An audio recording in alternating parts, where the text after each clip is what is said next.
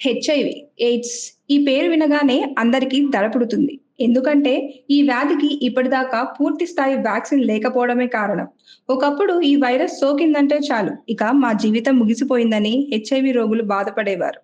దీంతో పాటు అప్పట్లో అవగాహన లేకపోవడంతో ఈ వైరస్‌ను అంటువ్యాధిగా భావించిన ప్రజలు హెచ్ఐవి రోగులను ముట్టుకునేవారు కాదు. అంతేకాదు వారిని ఊరికి దూరంగా ఉంచి వారితో మాట్లాడకుండా, ఆహారం అందించకుండా, వైద్యం అందించకుండా ఉండేవారు.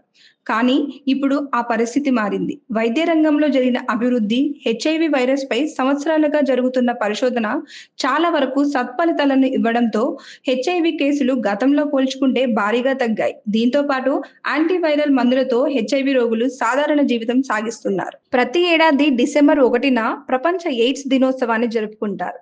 హెచ్ఐవి అనబడే ఈ వైరస్ గురించి ప్రజల్లో అవగాహన పెంచడం, దీని వలన ప్రభావితమైన వారికి మద్దతు ఇవ్వడం ఈ రోజు లక్ష్యం.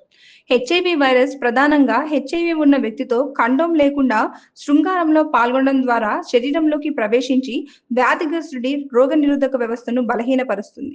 చికిత్స చేయకుండా వదిలేస్తే ఇది ఎయిడ్స్‌గా మారి వారి ప్రాణాలను తీస్తుంది. హెచ్ఐవి వైరస్ శరీరంలోని తెల్ల రక్త కణాలపై దాడి చేసే వైరస్. దీని వలన శరీరం వ్యాధులతో పోరాడే శక్తిని కోల్పోతుంది. ఎయిడ్స్ అనేది హెచ్ఐవి సంక్రమణ యొక్క చివరి దశ.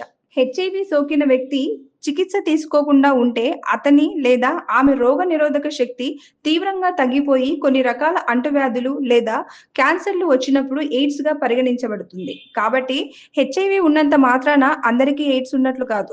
Please subscribe to the channel and download the Politicos app from the links in the description.